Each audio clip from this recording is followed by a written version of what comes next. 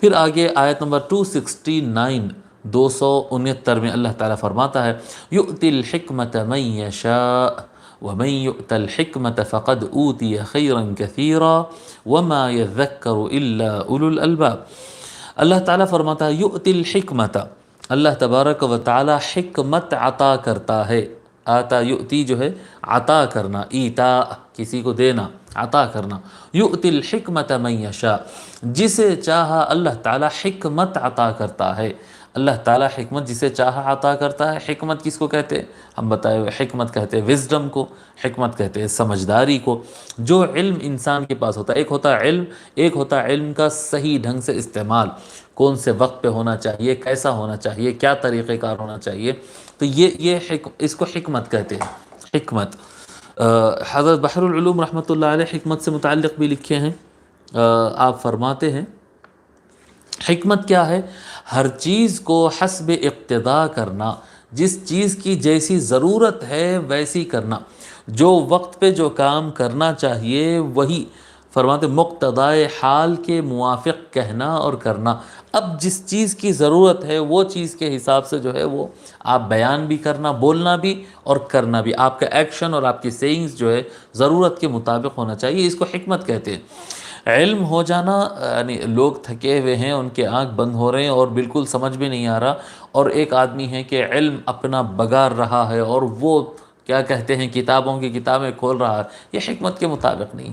لوگ کے اندر جوش ہی نہیں ہے، سمجھنے کی تیاری نہیں ہے اور بیان کر رہے ہیں۔ تو علم ہونا ایک الگ چیز ہے، حکمت ہونا الگ چیز ہے۔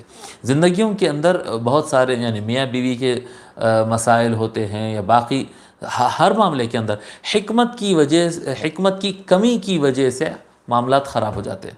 حکمت آنا بہت ضروری ہوتا ہے۔ تو اللہ تبارک و تعالیٰ فرماتا ہے یؤتی الحکمت من یشاء، اللہ تعالیٰ جسے چاہا حکمت عطا کر دیتا ہے، سمجھداری ہے اللہ تعالیٰ ذہن میں عطا کرتا ہے۔ پھر آگے فرماتا ہے ومن یؤت الحکمت فقد اوتی خیرا کثیرا، ومن اور جو کوئی یؤتا عطا کر دیا جائے، اور جس کسی کو عطا کر دیا جائے الحکمت وزڈم، اور جس کسی کو حکمت عطا کر دی جائے تو فقد اوتی خیرا کثیرا، فقد پس جان لو یقیناً اوتی وہ اس کو عطا کر دیا گیا خیرا کثیرا، بہت زیادہ خیر۔ جس کو علم حاصل ہوا اس کو خیر ملا، جس کو مال حاصل ہوا اس کو خیر ملا، اور جس کو زندگی ملی ہے خیر ملا، جس کو صحت ملی ہے اس کو خیر ملا، اور جس کو حکمت مل گئی ہے اس کو بہت خیر مل گیا۔ خیر بہت زیادہ ہو جاتا ہے اگر وہ حکمت کے روپ میں ملے تو۔